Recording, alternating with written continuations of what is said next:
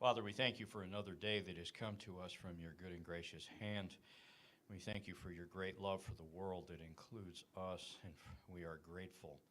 We thank you that you nourish us, body, soul, and spirit, that you feed us with the love that you poured out in your Son, that we might live in newness of life and for the glory of your name. We thank you for this unique opportunity here at Beeson Divinity School over lunch to hear and to understand better how we might be faithful preachers and teachers of your word. And to that end, we give you our thanks for Dr. Park and her presentation today. In Christ's name, amen. Just a reminder, next week for Text to Sermon will be Dr. Doug Webster, and he will be talking on Text to Sermon in the Gospel of John. And then the following week, March 1, will be our fourth Text to Sermon for this semester, Dr. Frank Thielman, Text to Sermon in the Gospel of Luke. And I'm sure you're going to say, well, that's not the canonical order. You kind of messed it up, but we had to do that because of schedules. But please remember to sign up. Sign up by Wednesday is sort of the cutoff so we can order food. And we'll look forward to seeing you next Friday and then the following Friday. And I was unable to be here last week, but I want to express my appreciation for Dr. Osvaldo Padilla for starting us off with Text to Sermon from the Gospel of Matthew. Our speaker today is Dr. Sydney Park, whom most of you or all of you know, and she teaches New Testament, Greek, and exegesis here at Beeson Divinity School. She has a long-time interest in the Gospel of Mark, out of which she's going to share today. So thank you, Dr. Park. Thank you, Dr. Pasquarello. Should have picked a better section like feeding of the 5,000, and we could have, prayed to see if our food would multiply. But we are a little bit ahead of that. I'm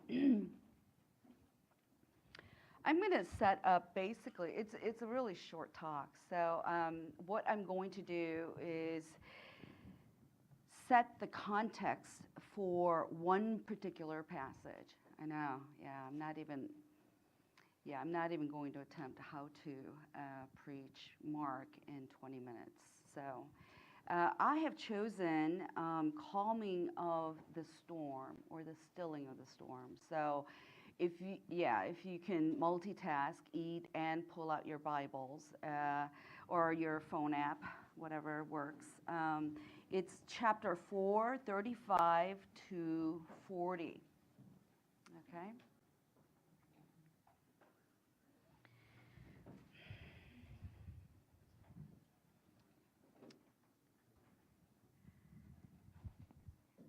Now, this is a popular passage for many preachers.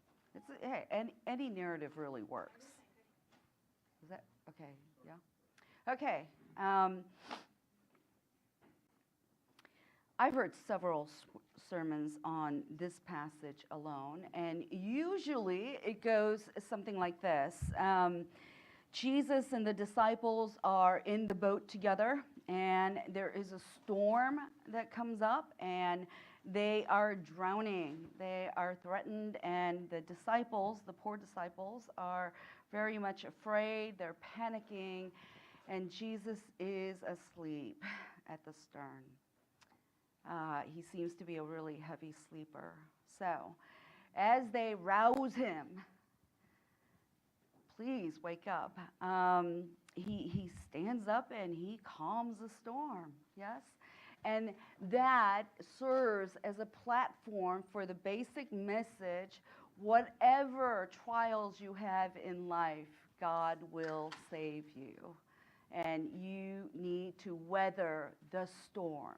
That's how it's put, yeah? Storms of life. I would want to suggest that, yes, that is possible application of this text.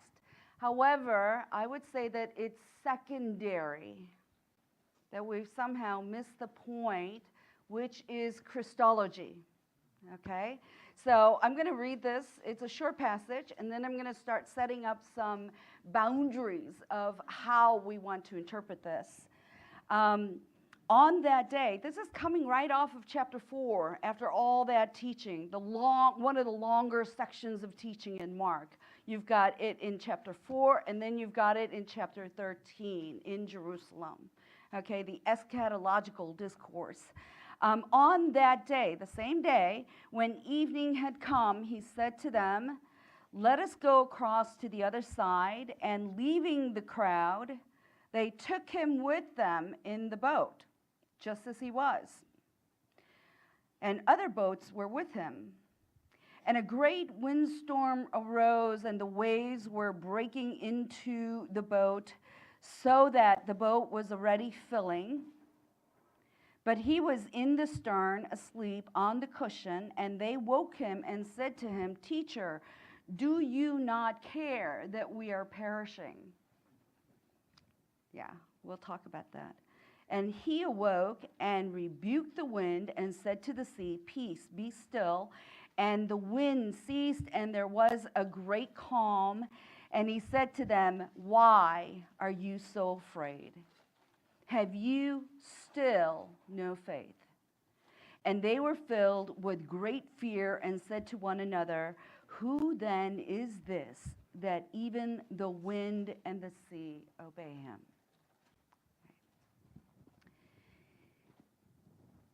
Discipleship is obviously tied to Christology. There's no way to divorce the two, and it can't be. Discipleship is always tied to Christology, who Christ is. However, I would say that, yes, the question about who Jesus is in terms of discipleship is a theme that is introduced here, but will not be completed until the end of this section. All right? So the question isn't so much, the beginning question isn't, you lack faith. The beginning question is, who is this Jesus Christ? That's where it begins. So, having said that, I'm going to propose that this little interesting passage has got some strange characteristics that hopefully it will interest you. Number one, the first context that I want to mention is this. This calming of the storm, and we're going to explore the characteristics of that, is set in the context of Jesus' teaching. As I said, chapter 4, that is a long section.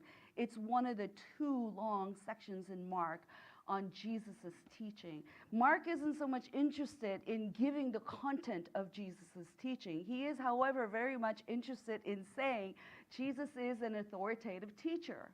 Does that make sense? So you've got this teaching, and then you've got this immediate miracle. So however we want to construct this miracle, I would say that one of the first features to consider is, how does this relate to his teaching?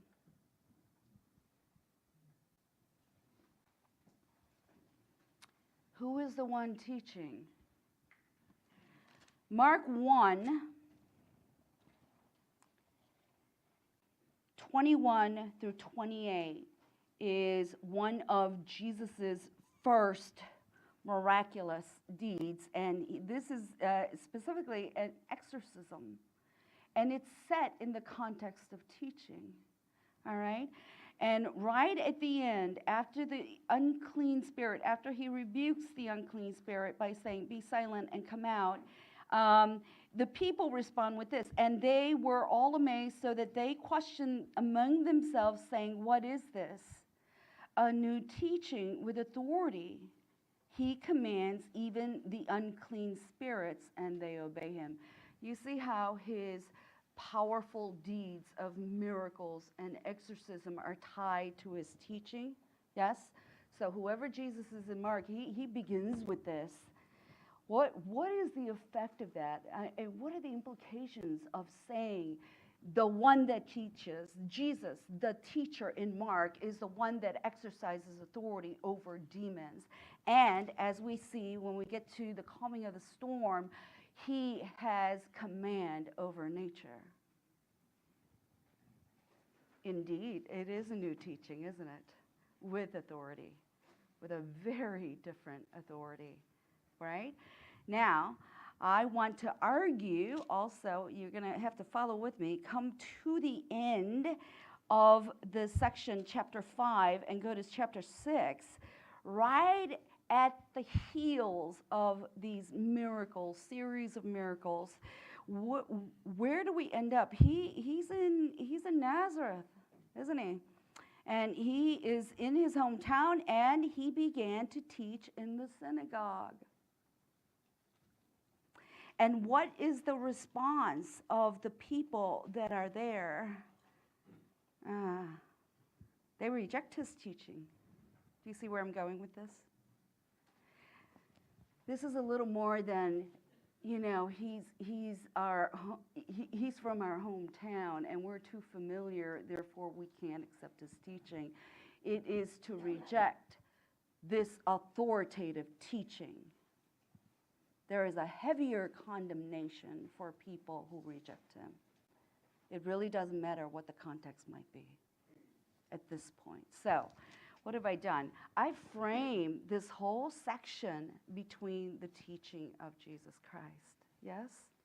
All right. And I'm going to tie it to the miracles. The first one here is calming of the storm, the one that we're going to talk about. It comes as first in a series of 4 miracles. Okay?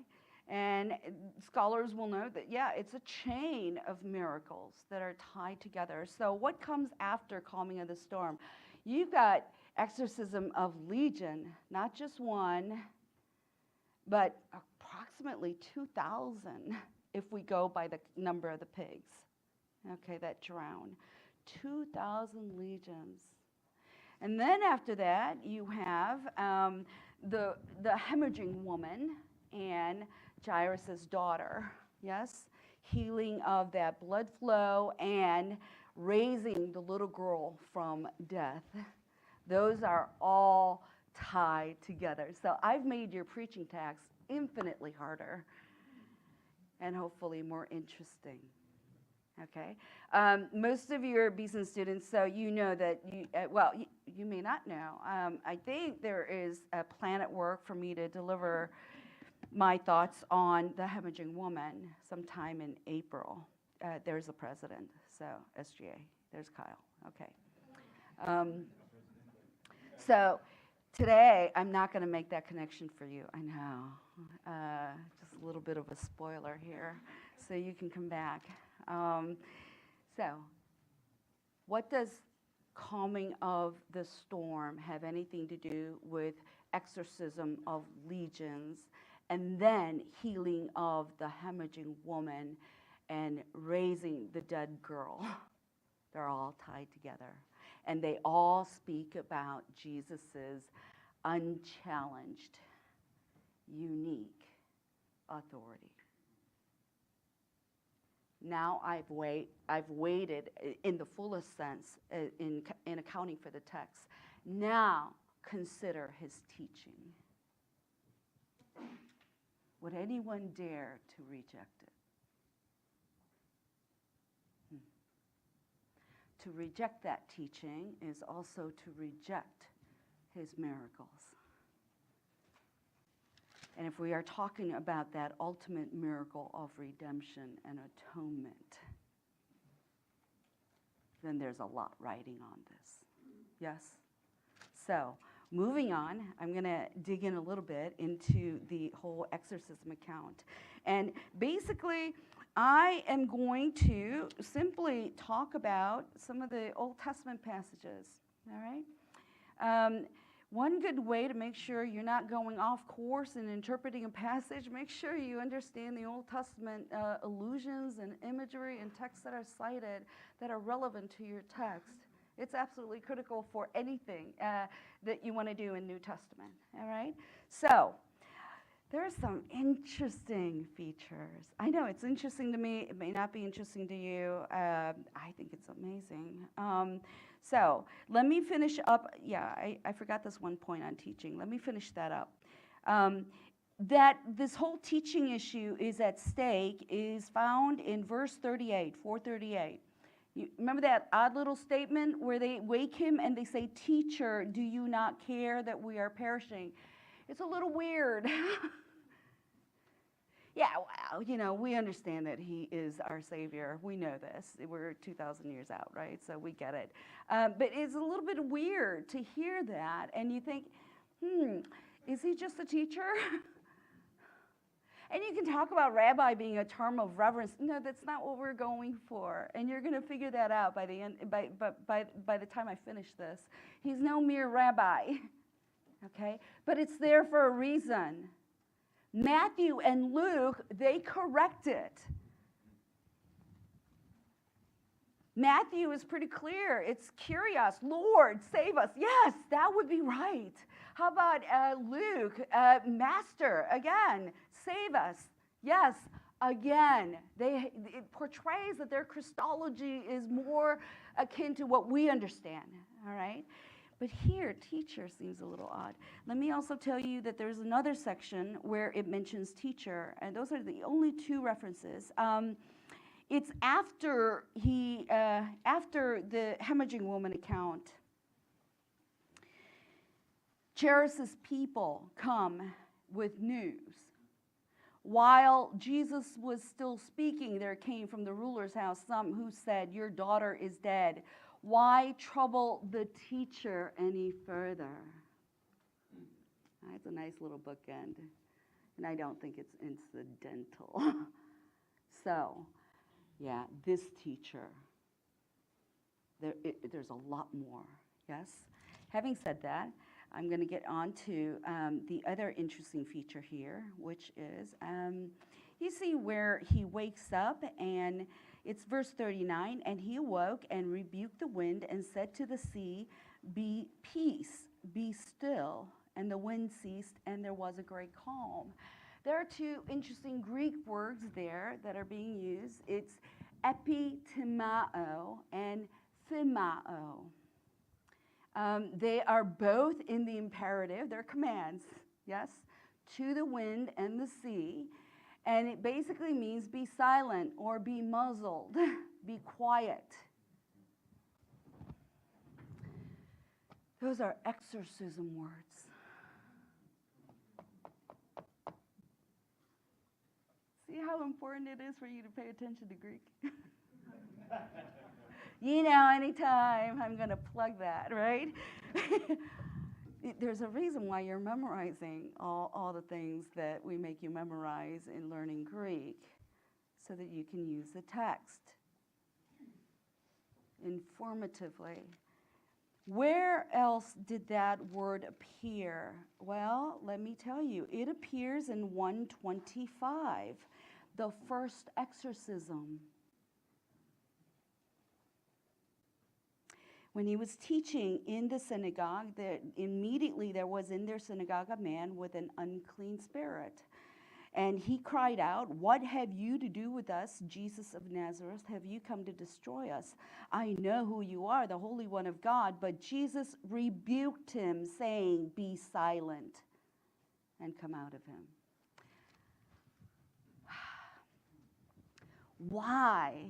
Why use the same words that were used in exorcism with a nature miracle?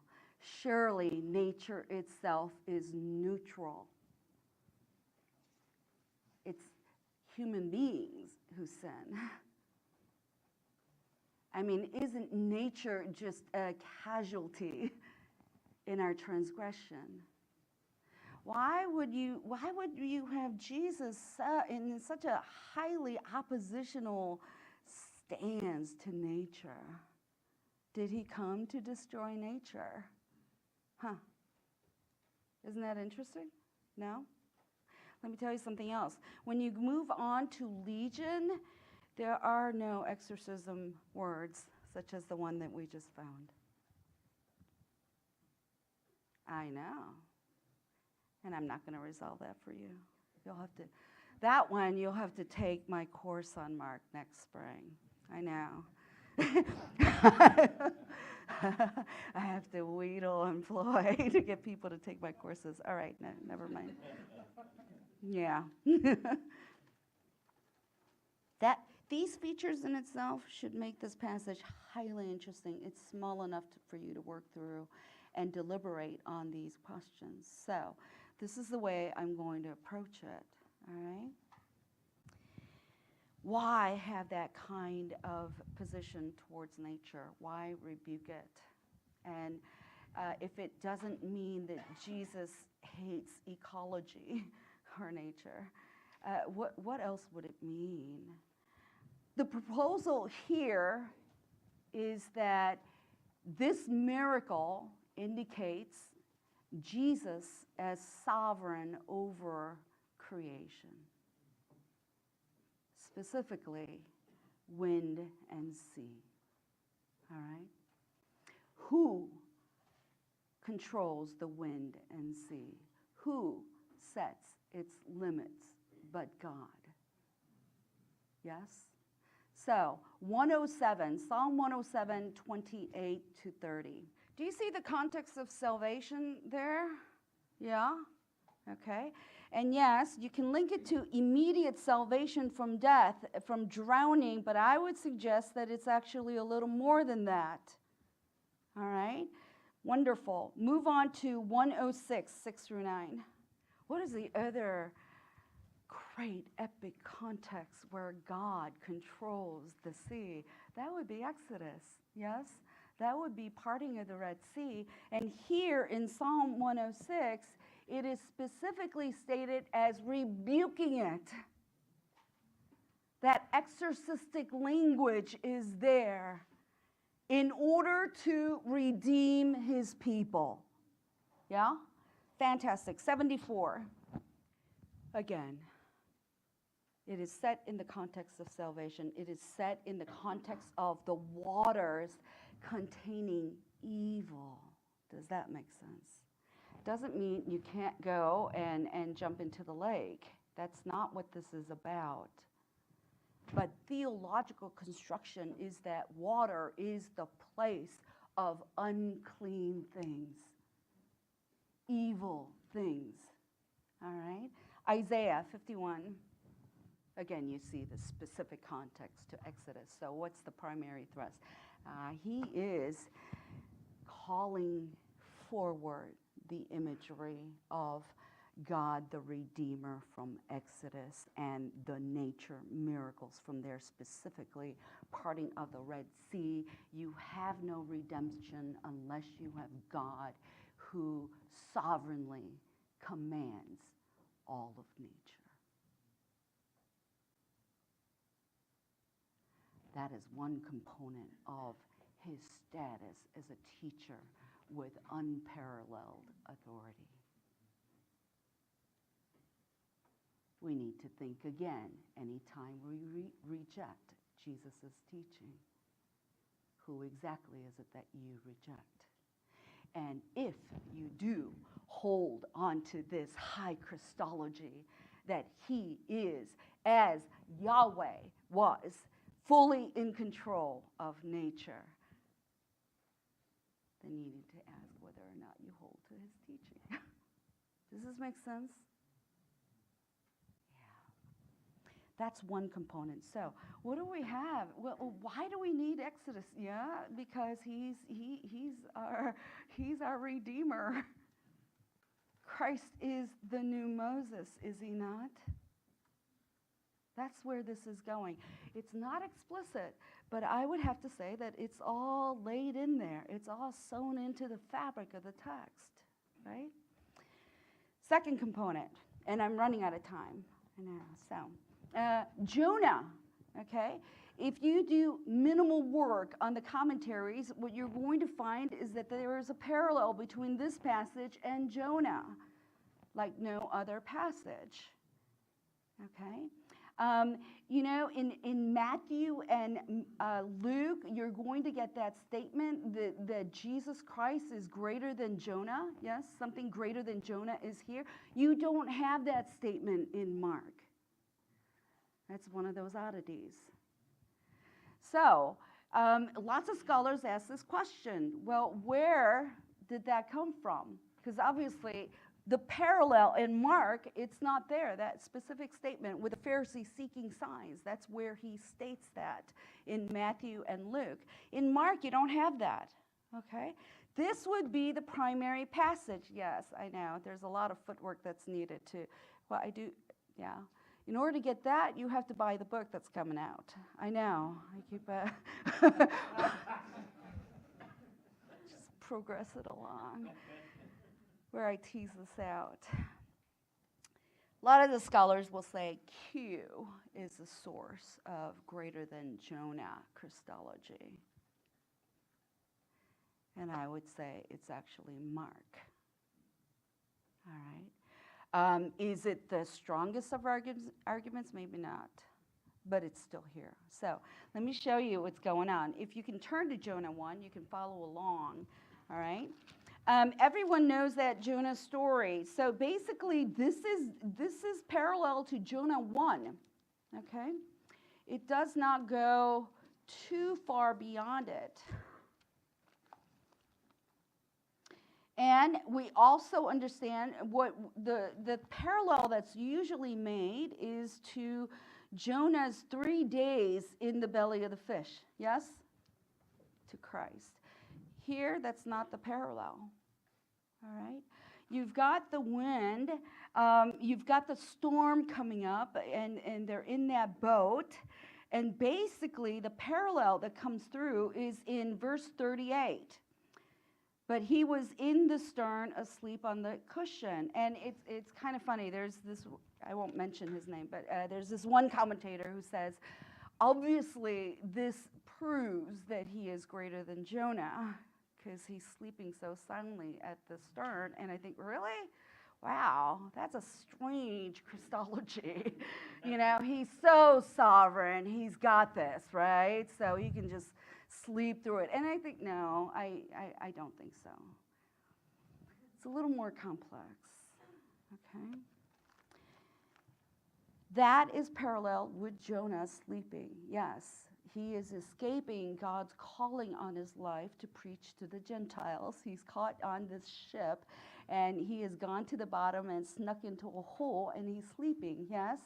And there is a great storm, and what happens? There is the captain, right, of the sailors who comes down. And the captain said to him, this is in verse 6, Jonah 1, "What do you mean, you sleeper? Arise, call out to your God. Perhaps the God will give a thought to us that we may not perish." And that is the link. The disciples, when they wake him, "Is it not a concern to you?" is also a similar phrase in Jonah. Is it not a concern to you? Wake up. Very interesting, isn't it? All right. So we can come back and look at this text and say, why do the disciples sound so impertinent? Yeah. Well, I explained the whole teacher thing to you. Yes.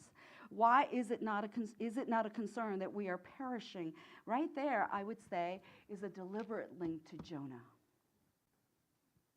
Okay. So he set this in that context. Now, the wind ceased, and there was a great calm, and he said to them, "Why are you so afraid? Have you still no faith?" And they were filled with great fear and said to one another, "Who then is this that even the wind and the sea obey him?"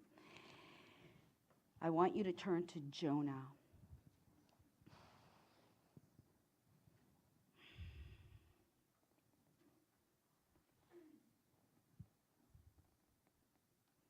And I want you to look at verse 16.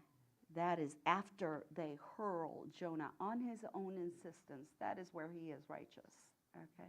Throw me overboard. I'm the reason. Thank you. All right? They pick him up, throw him into the sea. Then the men feared the Lord exceedingly. That's the same phrase. They were afraid with much fear. There is also another one. You see in verse 9, and he said to them, because they're like, "Yeah, who are you? What are you doing here? I am a Hebrew, and I fear the Lord and God of heaven, who made the sea and the dry land. Then the men were exceedingly afraid. Yeah, they're not afraid of Jonah. Don't mistake that.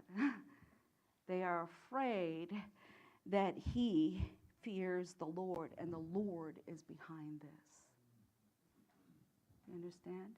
So, those interesting little phrases that we have in this section, it's a deliberate technique to tie it back to Jonah, right? Now, one final assessment that I want to bring here is this. It's back on verse 16.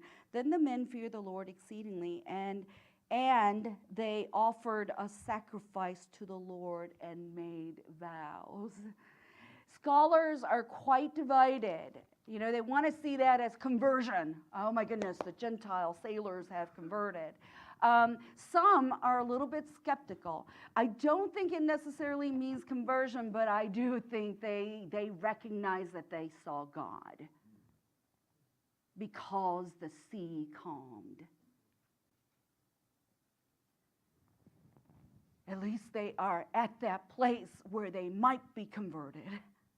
Does this make sense? It is the beginning of faith. Now, by contrast, after Jesus calms the storm, he turns around and says, "Why are you so afraid? Have you still no faith?" And they were filled with great fear and said to one another, and this is it, "Who then is this that even the wind and the sea obey him?" The Gentile sailors got it. The sea calmed, and they saw that as God's work, that God was right there in the middle of the ocean. They saw him, they recognized him, they made sacrifices, and they made vows. What is the response of the disciples? Who is this? You don't know.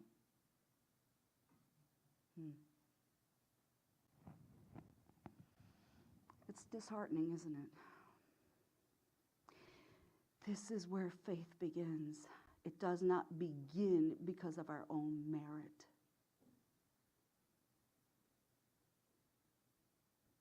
If we divinize the apostles and the disciples, then we begin on the wrong footing. They did not know, and it was God in their midst, the one who rescued them in Exodus. He is exercising the same divine prerogatives of that God they claim to know and believe and obey. And what happens when he is in their midst? They don't recognize him. I know. I'm always a party pooper. I want to end this on a very positive note. Do you see that phrase, "Why are you so afraid?" Have you still, that word, upo, still, not yet, no faith? That is the beginning of hope. This is not the end of the disciples' story. It's from here that you have to read Acts, that you have to read the letters, how their faith turned around. So if you struggle with faith, then ask yourself, who is Jesus Christ? Does he control the waves and the sea? Is he in command of that nature, that absolute sovereignty that was required for salvation?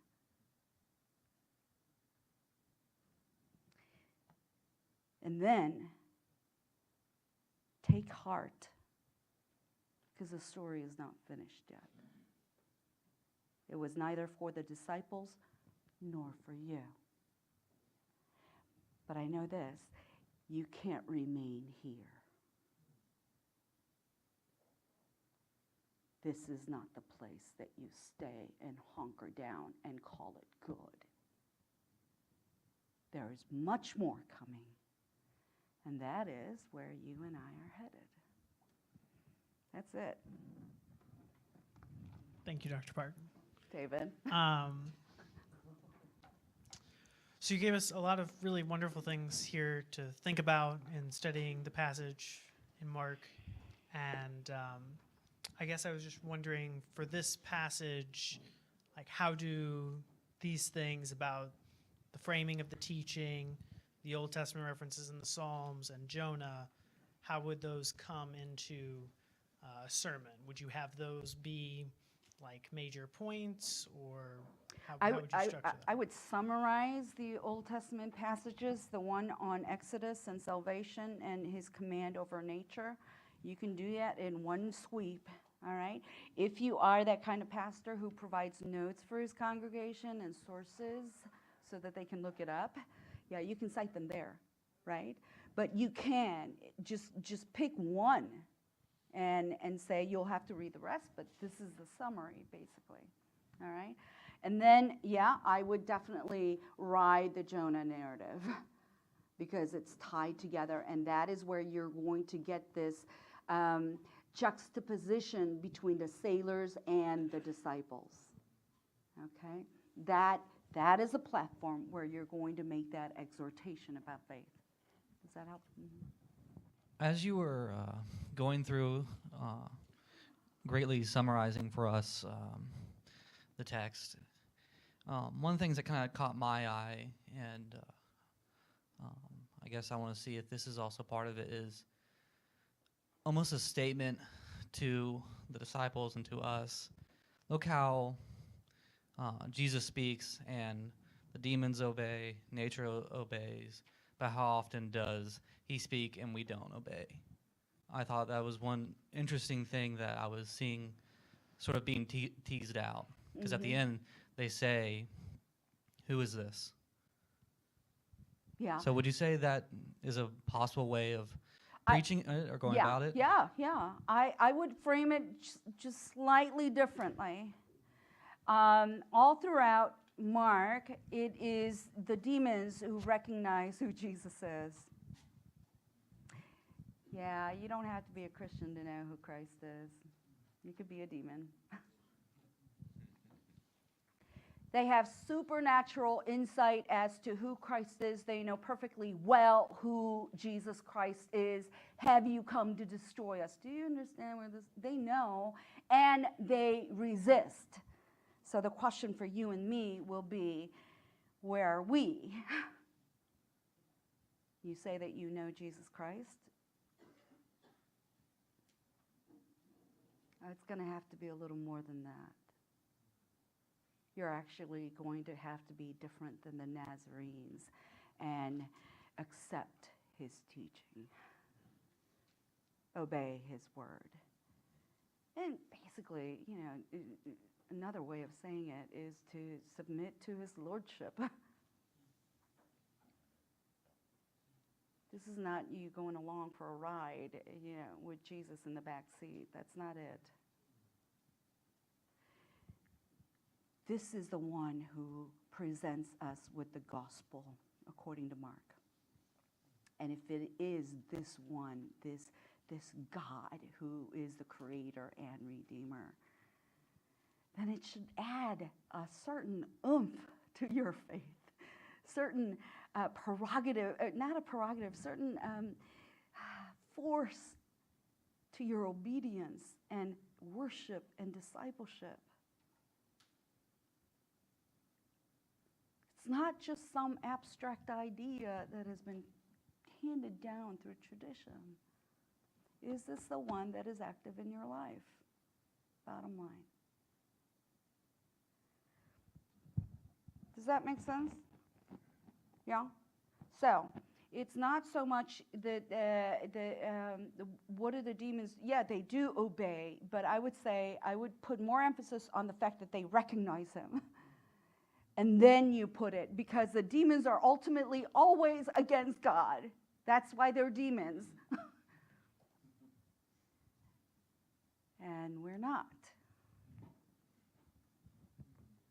Can I go back to weathering the storm? Yes. I don't want to let go. If it's framed the way you did, and then being in the boat with Jesus is the call to discipleship, there is a kind of weathering the storm because Jesus is with us, but it's a very particular kind, isn't it? Yeah. The weathering the storm, as I read it from this passage, would have to do with me not understanding who Christ is. The crisis that comes from that. It's not because I'm dealing with minor, not that practical issues are minor, but yeah, we're not talking about that. We're talking about a crisis of faith, and ultimately comes down to this: who is Christ? Okay? And how are you going to behave in view of that? Yeah, it requires faith. No one has a paper that says, here you go, there's a certificate for you. This is what it means. Now, are you and I willing to step out and explore what that might mean? Wow. There will be traumatic things happening to you, such as this storm. It will buffet you. But it comes down to that first question. Do I believe in this God? And am I living according to this Christ? Thank you. I had one question about towards the end of the passage, where they were afraid of the storm before, but then at the very end it says, and they feared a great fear. And so there's this escalation after Christ shows his authority over the storm. And it's interesting because in the Jonah passage, they fear Yahweh as well, but the disciples don't get it. How would you integrate these themes into the in message? Mark, Yeah, you've in got Mark. a heavy concentration on fear, and it Yeah. doesn't always lead to faith. Yeah. So they're more afraid. You're right. That's a very good note. They're more afraid, but it does not lead to faith.